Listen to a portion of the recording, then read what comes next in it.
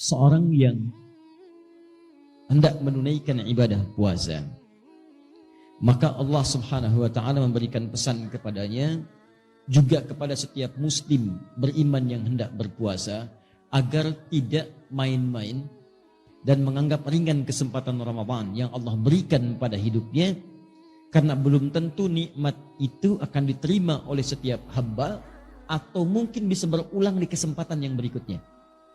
Tidak setiap orang bisa mendapatkan nikmat Ramadan. Dan tidak setiap yang telah mendapatinya akan mengulangi di masa yang akan datang. Karena itu para sahabat Nabi SAW begitu selesai kemudian mendapati Ramadan, maka banyak di antara mereka bahkan di penghujung Ramadan itu mengalirkan air matanya. Mereka menangis. Berharap, ya Allah, kalau bisa jangan berhenti ya Allah. Besok Ramadan lagi, lusa Ramadan lagi, pekan depan Ramadan lagi. Kalau perlu setiap hari Ramadan ya Allah. Saking inginnya semua waktu itu Ramadan. Dan kita diberikan kesempatannya. Dan mereka tahu belum tentu tahun depan bisa berjumpa. Karena itu semua bermujahadah ketika akan tiba Ramadan. Dan begitu tiba Ramadan, maka kalimat la'allakum itu digunakan dengan sepenuh jiwanya. Maksimal ibadahnya. Kata Ibnu Abbas radhiyallahu taala anhuma, saya belum pernah melihat Rasulullah semulia ini dalam ibadahnya, selembut ini dalam sedekahnya, sebanyak ini dalam pemberiannya, kecuali saat Ramadan. Sampai angin yang berhembus sepoi-sepoi pun itu kalah amalannya oleh Nabi.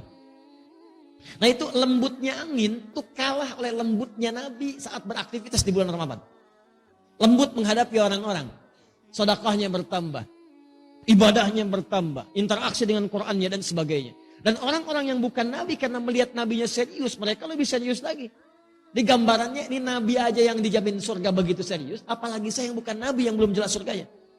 Maka kata Allah, seakan-akan dihadapkan kita di hadapan Allah.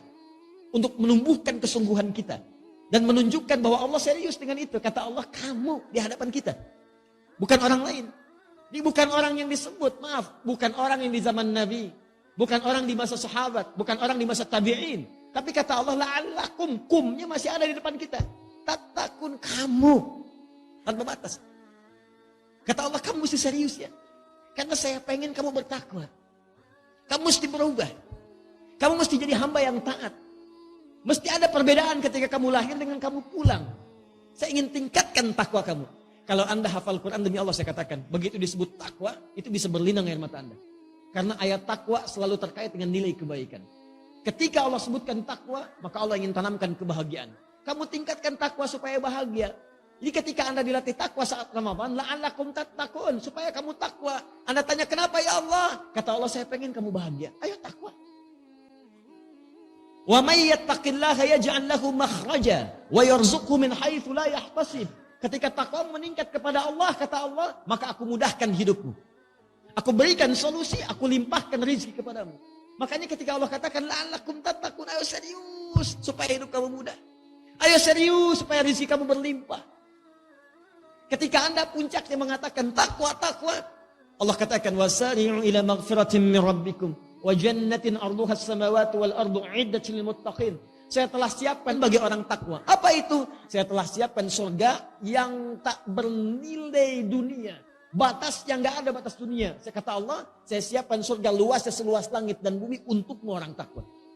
Jadi orang takwa itu, kata Allah, yang berhasil menunaikan ibadah puasanya, bukan sekedar meningkat takwanya, sholatnya, infaknya, Al-Qurannya, bukan sekedar di Ramadan. Bukan cuma di awal Ramadan. Sejak puasa itu dimulai, awal pertama Ramadan. Begitu satu Ramadan muncul, tunaikan tarawihnya, maka dia sudah siap dengan kurikulumnya. Malam ini saya akan tarawih di tempat A. Siapkan, bahkan 30 hari sudah dia siap tuh, kalau sampai ke 30 hari. Malam ini di masjid A, malam ini masjid B. Sunnahnya baca Quran nanti saya akan capai sehari misalnya 10 juz. Bagi oleh dia. Subuh baca sekian, zuhur baca sekian, asar baca sekian. Begitu tiba malamnya maka dimulailah present ibadahnya. Orang takwa sudah siap. Dan yang paling menarik bukan cuma present. Continuous. Hari pertama, saf pertama. Hari kedua, saf pertama juga. Jadi meningkat terus, konsisten di situ. Hari pertama datang sebelum maghrib, nunggu di masjid. Hari kedua habis isya baru datang. Nah ini belum konsisten. Jadi kalau Anda ingin disebut dalam golongan yang ini mujahadah ini, yang serius ini dipertahankan sampai pertengahannya. Masya Allah, hari pertama, saf depan. Hari kedua, saf depan. Hari ketiga, saf depan. Hari keempat, saf depan. Hari kelima, saf depan. Sampai hari terakhir, saf depan. Nah itu yang terbaik.